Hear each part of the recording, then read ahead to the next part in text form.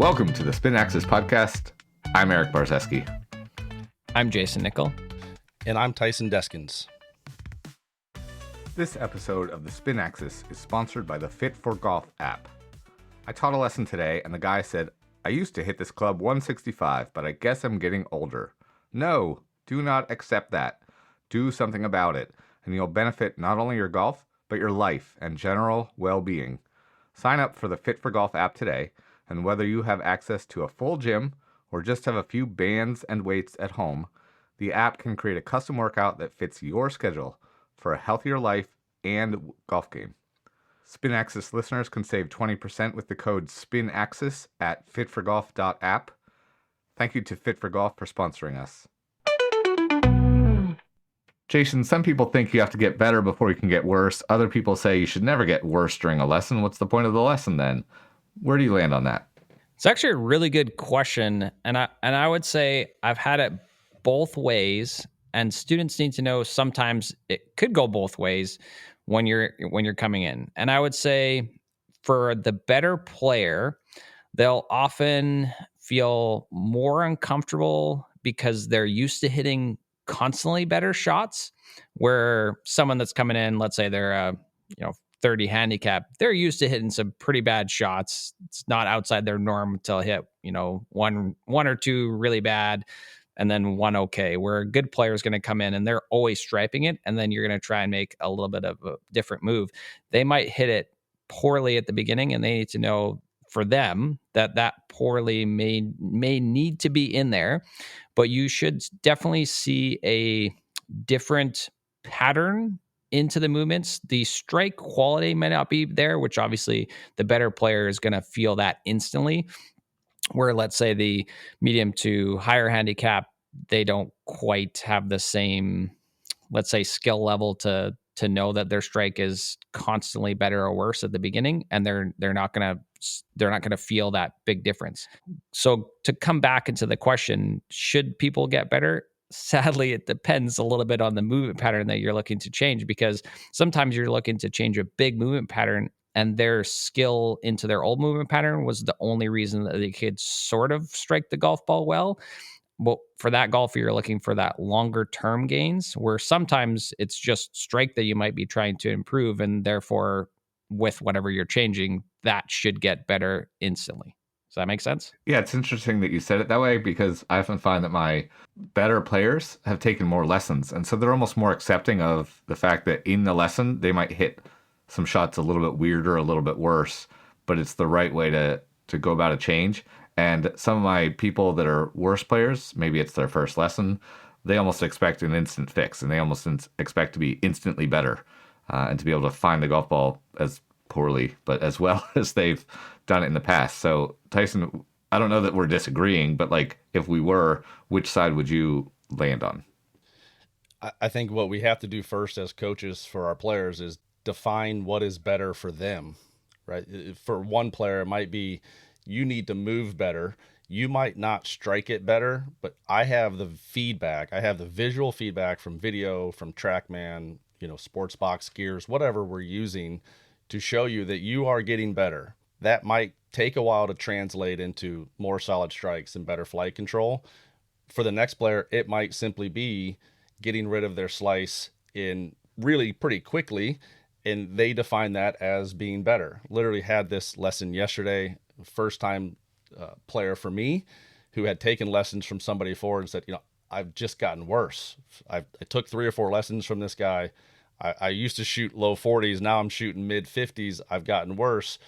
It was a 13 left club path and his face was 14 degrees open. Like, that was a really easy and quick lesson for this guy to feel like he was getting better, because when you have the feedback, you can teach them really quickly. They see the shots getting better. So I think we have to define it first. What is better for the individual? Yeah, and I would say, do you see that the same on your lesson tee, Erik? Yeah, I think it depends largely on the lesson as well.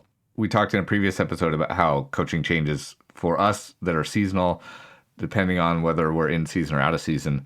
And for example, if I have someone that comes to me in the season that says, oh, I'm just miss everything to the left, everything starts kind of straight and then draws to the left or something like that, the fix for them might literally be, okay, grip the club face slightly open, and that will start the ball to the right. It'll both draw less and draw to the target instead of starting at the target and drawing away from the target. So there are certain kinds of lessons where the fix is pretty quick and the player does get better pretty quickly.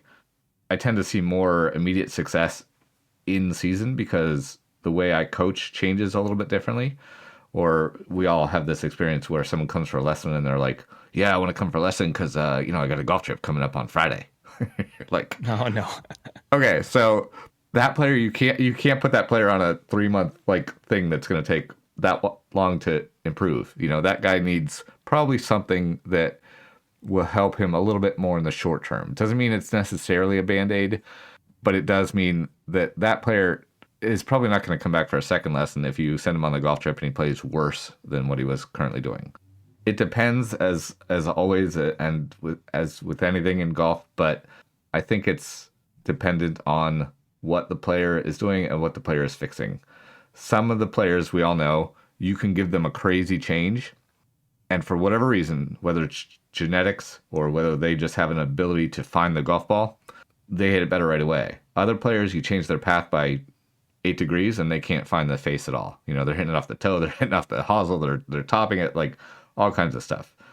It depends on a lot of players. You see the same things, I'm assuming. Yeah, for sure. And what I would say is sometimes you need to make 2 or even sometimes 3 changes in a golfer's overall swing pattern. And you may only make that one swing change in the one lesson. And I had this a week or 2 ago where a guy came in and his arms were too low around him. And then he would also his lead arm would get too pinned to his chest. And so his arm structure was too low and it was too far back and behind him. Now, from that pattern, he had figured out how to just get down to the golf ball, but he was just adding loft, he was fatting it, and so he could at least strike the golf ball. I said, okay, first things first, what we need to do is we need to get your arm structure a little bit higher, and then we need to get the arms a little bit more off the chest. We need to create a little bit of width and some height in your arm structure, which was fantastic. And we got to do that, and he whiffed the golf ball maybe 8 shots in a row. And you could just see this frustration building in this guy. He's like, man, I literally can't hit the golf ball right now. I'm like, okay, well, I know you can't hit the golf ball right now, but here's your swing. Does this look, let's say, more comfortable? He's like, yeah, it looks really good. And I'm like, okay, let's give it another 5 more shots. We threw in a couple more little external cues. And he at least was hitting the golf ball. His club head speed jumped 6 miles per hour. Yeah, he wasn't necessarily striking the ball as well as he was before. But I said, once that pattern becomes ingrained, then we can move on to the next thing, which is going to be how to lower the arms from where they are now, because it's a completely different position. And yeah, it took another probably 10, 15 minutes for him to start actually hitting the golf ball a little bit better. It was not where he was first coming in, but about 2 weeks later, he sent me a video and he's like, how's this look? And it was about 20% better than he was before. I'm like, looks much better. How's it feel? He goes, it feels great. I'm literally hitting every club 10 to 15 yards further than before, and it feels so much easier to do this. I'm like, okay, great. Whenever you're ready, we'll come in, we'll do the next lesson, we'll work on the next thing. But if he left a lesson, let's say within those 5 shots and was just disgruntled and like, oh, I can't do this, he would have just gone back to his old pattern, which is not a good repeatable pattern. It is a pattern, and he can hit the golf ball, but he can't hit the golf ball as well as he possibly could because he wasn't into the next thing that needs to happen inside his swing. Yeah, and Tyson, I think the classic example would be a golfer hit slices, so the face was open, so they've trained themselves to swing to the left. Most of us probably fix the face first, but then that golfer might leave hitting pulls. So the next time he goes out on the golf course, even if he's able to apply those changes right away, he's aiming at the left edge of the fairway or something like that, playing for his slice to kind of land back in the right center of the fairway, and he keeps hitting hot pulls to the left, flying greens, left rough, left trees all day. He's going to shoot a worse score, but he's a better golfer at that point, right? So how do we define better? Yeah, 100%. I see that pattern literally on a daily basis. And I think one way that I will define better is if I can help that player understand why he's hitting that shot, he is better. If I then can help that player add some pieces to their swing where they can minimize that shot, obviously they are now better. I think we've all been there where we hit a shot that starts left, stays left. And if you don't know why that shot's happening, golf is frustrating. ultimately, if we can help players and educate players to understand why it's happening, we can give them some strategies. Maybe it's ball position, maybe it's grip, maybe it's just simply opening the face at a dress, which I had a single digit handicapper on Thursday. His miss was starting at the target and it drew 10 yards left, and he's just frustrated as all be out. And it's because his club face was looking 20 yards left at address. Just getting some handling, opening that face, this guy starts hitting his push draw, and there's no doubt that guy is going to go be better. So I think, once again, it depends, but I will always sort of say, if I can help the player understand why the shot is happening, they left better. Let me throw this out there. There's different versions of better. There's shooting a better score, which is the ultimate, obviously, end goal. Everyone wants to shoot a better score. That's the whole point. There's understanding something differently, so kind of concepts and just knowledge. And then there's being able to move better. The results might not be better immediately score-wise or even shot-wise. Like if you're just talking about shots to a target, you might hit hot pulls for a little bit and then until you come back and kind of sort out the path or something. But I tend to say that I would prefer my students, especially out of season or those working on bigger changes, at least move better at the end of the lesson. And that leads to better shots and lower scores, but maybe not immediately because stuff takes time to change. Habits are tough to change. Yeah, I would agree 100% with this. And I'm sure all my students that are listening, hopefully they are, they've heard me talk about the difference between candy and a vegetable swing. So what I talk about is a candy is like this instant, that feels really good. I like that. I want more of that. You can't constantly keep eating candy. We know it's bad for you. If you're trying to be a little bit healthier, I talk about this, it's like, I want you to eat more vegetables. Vegetables don't, unless they're obviously cooked really nicely, they don't taste that great. And so you can have a vegetable swing. And I don't so want what a I say is a vegetable vegetable swing is it. You don't want a vegetable swing. Yeah. A vegetable swing is something that's good for you. So in the long term, it's better for you to have a couple vegetable swings. And what I mean by that is when you change a big pattern, you don't have quite the skill yet involved into making that center strike and that pure feeling, having that endorphin hit, which is hard when you're changing habits, right? Because a habit loop is formed from doing something, you get feedback to that, and your brain goes, I like that or I don't like that. The problem is if you try to make a movement and you shank it, top it, don't hit it flush, your brain goes, ooh, I don't like that. And that's where you need to have some good feedback and going, actually, that's really good. And there was a clip, I think it was Greg Chalmers talking about in one of his lessons, he moved really well, whatever they're trying to change, and he didn't hit it well. But when the coach went, oh, that was really good, Greg went, oh, that was really interesting. I liked how that felt. And so what that is that's a good feedback device that the player can have going, okay, that might not have been the best strike, but I want to reassure my brain that that's actually the movement pattern that I want to make. And that's where I tell people you want to eat those vegetables. Because in the long term, you can bring skill back into a good pattern rather than trying to force skill into a bad pattern. Yeah, I like that. I mean, I definitely don't necessarily love the thought of eating more vegetables, but I do love the fact, and I think we've talked about this even before on another episode, but as a golfer, we're trying to do two things, right? We're trying to move our body properly, and we're trying to swing the club around our body as we move properly. And like those pieces are hard.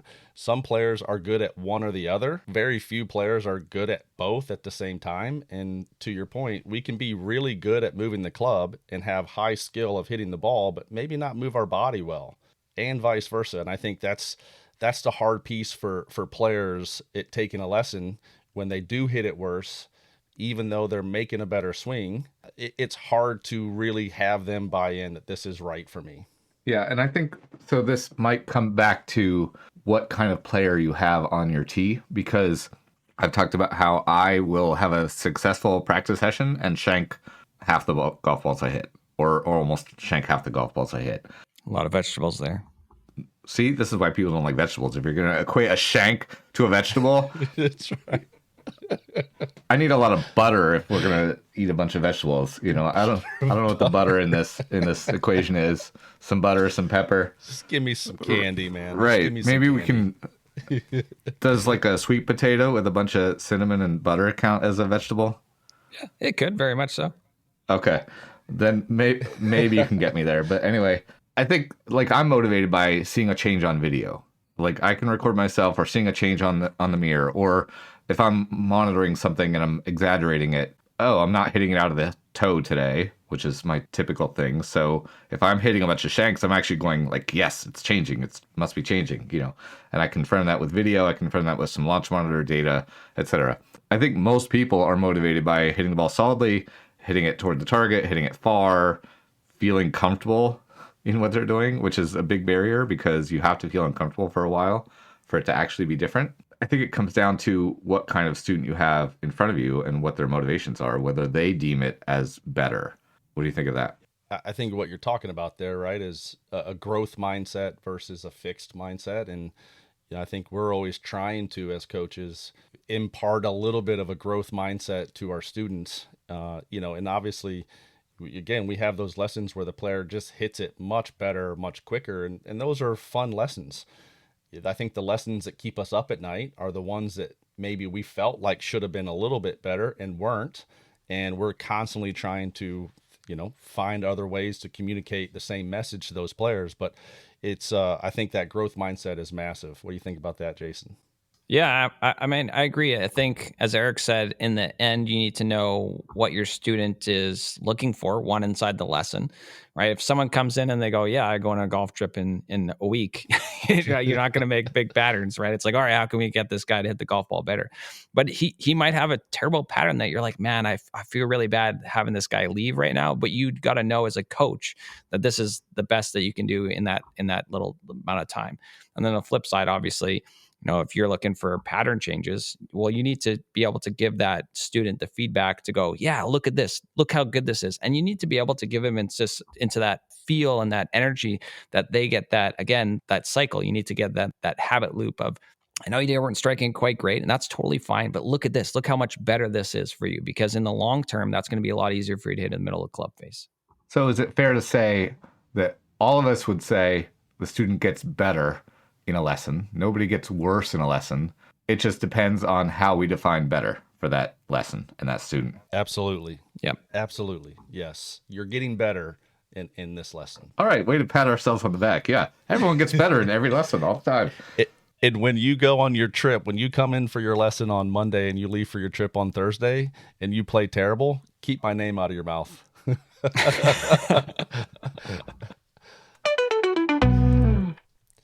All right, fellas. Well, just like our students, I think we're getting better at this podcast. As always, again, thanks everyone for listening and for the feedback that you guys have been giving us. Again, do us a favor, hit that subscribe button if you haven't. And as always, share this with your friends. And you can always find us online at thespinaccess.com or at all the social medias at Spin Access. Send your feedback to us. We'd like to hear it. We'd like to interact with you and hear what you think. Do you get better in a lesson? Do you get worse during a lesson? What's your definition of better in a lesson? Thanks for listening.